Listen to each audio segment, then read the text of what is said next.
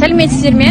Әлеуметтік желі қолданушылары, біз Сарайшық мемлекеттік тарихи-мәдени музей қорығы Сарайшық туралы не білесіз атты сұрақ-жауап сауалнамасын қала тұрғындарына жүргізетін боламыз.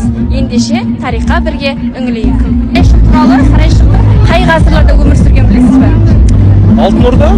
Алтын Орда дәуірінде, Алтын Орданың үлкен астанасының бірі болған. Яғни ғасырларды немесе жылдармен жаңағыдай шамалап айтсаңыз.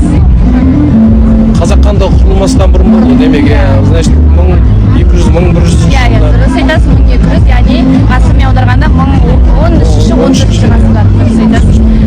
Және осы Сарайшық қалашығы бір жылдары Қазақ хандығының астанасы болады. Сол қай ханның тұсында? Қасым ханның тұсында? Дұрыс айтасыз. Қазақ ханы Жәнібектің ұлы Қасым хан. 5 адамға дейінгі музей қорығымыздан абонемент беріледі. Жаңағыдай отбасыңызбен немесе туған туыстарыңызбен, достарыңызбен келуіңізге болады. Ол қашанға дейін жалпы? Бір жыл аясында. Оның бұрынғы атауы Дайық немесе Ұлысу деп аталған екен. Осы бұрынғы ненің атауы деп ойлайсыз? Яйық дейтін енді Орал тауынан аққан Каспий теңізіне құятын қазіргі Жайық өзені деп аталады ғой, соның атауынан шыққан болар. Дайық, Ұлысу, осы Жайық өзенінің бұрынғы ескі атауы болған екен. 11 ғасырларда жаңағы бір поэма бар, Құтты білік деген.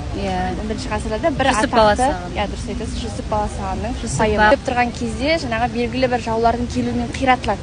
Сол қай жаңағы жаулардың келуімен де ойлайсыз? Казактардың келуімен. Сарайшық туралы манағы Алтын Орда дәуірі кезінде Ұлы Жібек жолының бойындағы ең көне керемет сол дәуірдегі үлкен қала болған білем. Сол замандағы хандардың Сарай Бату дейміз бе? Сарай Берке, Алтын Орданың 3-ші астанасы болған десек те болады. Сізге рахмет көп-көп. Бұл біздің музейіміздің атымыздан Сарайшық музей қорығына тегін абонемент.